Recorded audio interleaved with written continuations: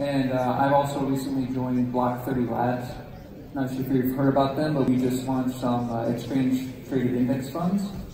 And with DigiByte Pay, I'm just focused on building a point-of-sale application around the DigiByte ecosystem and all kinds of different products to help retailers accept DigiByte payments. And with Block 30 Labs, we're sort of integrating that technology and building it into a bigger ecosystem with a marketplace and a full range of products to accept new cryptos as well as DigiByte. Cool, I'm Ben Sigman, CTO of Sense. We have a chat application built on the EOS blockchain that uses your EOS keys to encrypt your chat and video messages.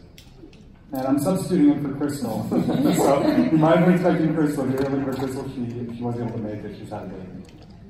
My name's Emily Bush. I do a couple different things. I'm one of the founders of Shios, which is the only female founded and funded block producer on EOS. I also have a fund called Decentra that invests in different blockchain technologies and cryptocurrencies. And then my most recent venture is something called Time Advisors. So we've automated the fundraising process for funds and for companies going through raises, mainly not in seed though, more like Series A. I'm Shiv Madan, I'm the CEO of Blockparty. We're a live event ticketing blockchain protocol. We launched last year and have been ticketing music festivals and now moving into esports and sports. Really trying to solve the problems of fraud and bots and the things that exist in ticketing right now. Fantastic. So Emily, you and I were talking backstage and you said you have a list of 5 challenges that DAPPS face and the hurdles that they have to come across in terms of getting more adoption. Do you want to quickly go over that list? We'll talk about each of them in more detail. And if there's anything that you guys want to add to that list, please feel free to chime in. But Emily, do you want to start us off? Yeah, sure. So one of the big things, of course, is a native token. Having a native token on your platform and someone having to transition a cryptocurrency user or even a non-cryptocurrency user having to transition to a native token is just a single barrier of entry. Another one is the price volatility. Then there's marketing and messaging. And then there's technology, the underlying protocol technology, as well as what you're actually building, and then design. And that's kind of how I think I look at it when I'm looking at these different dApps that are coming out, and like, are you actually hitting all of those? The one that I kind of find really interesting is the native token. And I think about it from like a user experience standpoint. So, for instance, if you are a cryptocurrency user and you are trying to go sign into an application or a dApp, you typically go and you register, and then you're like, oh shoot, I don't hold the native token. So you then take your Ethereum and you move it over and you trade it for the native token, and then you wait. And then once you get the native token, then you transfer it over to the wallet, and then you wait. And then finally, it's in the right wallet, and you can register and go and sign on and use the platform.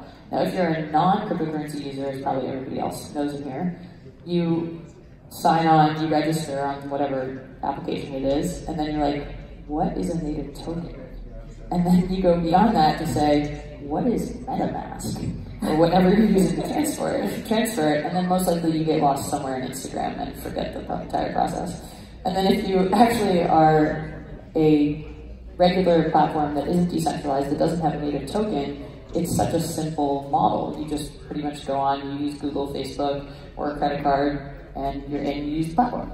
So that, for me, is like one very clear and obvious barrier to entry. Yeah, but do you know any apps that don't have their own? Don't have their own what? Don't have their own token. That do or don't? I mean, I think that what separates a dApp from an app in my mind is that it has a token. Yeah. It uses tokens somehow. Yeah. Most dApps have their own token. Yeah, no, that's what I'm saying. That is the barrier to entry. Like, having a native token is a barrier to entry because even if you are a cryptocurrency user, you still have to go through the process of trading into, unless you just got it for the ICO, but you still have to go through the process of trading into whatever that is and then using it on the platform. And even that process, because typically, like, even if you're EOS-based, but more applications currently are Ethereum-based, there's still this waiting period that's still a barrier to entry to actually getting to a place where you can register and use the platform. Now, I think that'll get easier over time. I think when we look at, like, for instance, the technology part of those kind of bullets, the 5, like, you'll see that right now, protocols kind of work for dApps, and they'll start to get even better for dApps, and like the entire process will get easier. But I think like that's been one of the major barriers to entry. You have 4 million or 40 million cryptocurrency users, and most dApps are having trouble getting over 1,000 users on their applications. Like, that's insane. Like, that's wild. Yeah, I'm just curious, like, how many people in here have a DApp or an app on blockchain? Wow. Okay. That's a good percentage. Yeah, okay, you guys do the right panel. But maybe, you know, the audience we want to be speaking to is those who do not currently use a DApp, right? And why aren't you using it? I mean, this poses a question. You listed off a bunch of challenges. Maybe the you know, topic of this panel is, will dApps reach mass adoption? Right? The thing we started with you know, music ticketing. So we would go out to music festivals and get them to adopt our ticketing platform, and you know, I would go on Twitter to promote that, hey, we've got this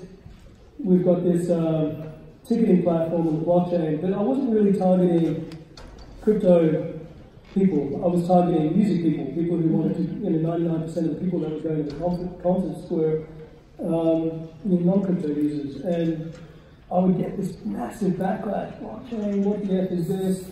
Who gives a shit? You know, and so we realized that we didn't have a product problem, we had a market problem. When you think about product market fit, we weren't targeting the right market for our product. There's nothing wrong the way that we use for our UX. You know, the token is very seamless in the back end, but the problem that we had was we weren't targeting the crypto audience. So we switched our market focus, our business development focus, and actually went out to crypto conferences, went to music events where there were, you know, where there was a natural crypto audience, more house music than, say, you know, trap music. And so we had to become very granular about how we did that. And I think if you target the people in this room who are naturally interested in solving the problems that we're looking at, you know, we're going to be more successful. And then branch out from there. What did you find when you switched? What did you find like that happened from? Because that's like what I was talking about, kind of like marketing messaging, right? Everyone's excited. Yeah. I found that people are, even when our UX was inferior, I think our UX is a lot better now, but when our UX at the beginning stages was inferior, we still had blockchain and crypto people who were genuinely excited about. What were they excited about specifically? Do you know? That it worked. We were one of the, you know, early company that built quickly and had a product out in 4 months, you know, after we raised money. And there were very few people that had a product out, and they were just happy that it worked. And then we realized, okay, well, let's make this look good, because I wanted, you know, my target is to crush Ticketmaster and Eventbrite. But I mean, in order to do that, I have to get the real world, you know, on it, not just us, not all these cool people. I love how sometimes expectations in this space are just a little bit lower. I have a question. You said your token is on the back end, so do your users never actually have to use private keys or anything like that? So when they, so we use encrypted biometrics. So basically that enables the chain of custody of the ticket. It also enables the user to sort of, just to use their rewards that they earn. We call them rewards that they earn for getting discounts. So if you promote if you promote a particular event, or if you bring a friend to an event, then you'll earn a reward. The reward can be applied as a discount to your ticket sales. So kind of like Expedia, you know, like a typical membership reward or a transaction-based reward. So the usage of the token is never really prevalent in the front end for new users. For people who are onboarding the token from, say, the token sale, yeah, that's when you have to have the typical process. But we find that a lot of the new users are just downloading the app, they don't have the token, and they're essentially just earning it and using it and spending it. And that's the main thing that we want. Have you guys dealt with onboarding and offboarding of fiat? Like into fiat? Offboarding is a bit tough. You know, we're still navigating the regulatory environment for that. I mean, but onboarding is fun. I have a quick question, and this really kind of comes to the heart of the design architecture piece is, if we're talking about mass adoption, then theoretically my grandma needs to be able to not only use MetaMask, but like have a wallet and know how to register and know how to use private keys and be relatively sure about the security of custodying her tokens. But we're talking about mass adoption, right? Yeah. Isn't that the target? Well, I don't know. I think we should maybe define mass adoption a little bit. Okay, so let's does mass adoption mean Amy's grandma? I don't know. I mean, I think it's really interesting. Is like, does your grandma use Airbnb? Okay, my mom and my dad. Okay, cool. Okay, so we redefined the target audience, but my mom, like, I just don't see her using private keys. It's all got to be hidden at some point, right? It has to be seamless, it's got to be easy. So as developers, I think we need to focus on the pain points and figure out how to abstract away from them and hide them and make it on par with the current system. That way it's not so in your face that it's crypto. And I think it just needs to live in the background somewhere eventually. And we got to security impact. The security impact of just having an encrypted biometric login or a QR code is definitely disintermediating what we were initially thinking what was going to be the security of cryptocurrency. But I think you've got to, if you're a DApp like us, I mean it's maybe not as critical because people are just sort of earning it and using it. It's not necessarily acquiring massive amounts of the token, and it's the core part of the business. I feel like that you probably thought about a lot about this with Sense and like how it's going to operate with it. I mean, how it operates with the token and how you're going to get Amy's mom. Do you get specifically Amy's mom? I know you stay up at night till at least 4 a.m. thinking about Amy's mom using Sense. So I feel like you probably have a lot of thoughts on this side. I think is like, it's not the question. I think the question I was asking in the past year was like, what can we do with this token? What can the token do in the platform? And the better question is really, what do people actually want to use a token for, right?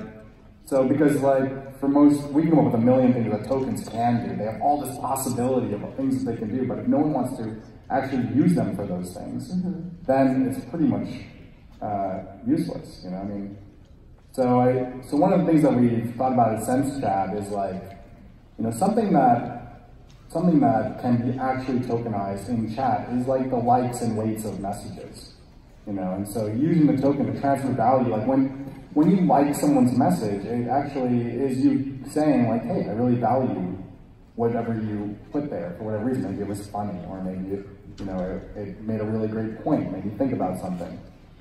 And so this is kind of like the way that we're rolling out a feature for that coming up.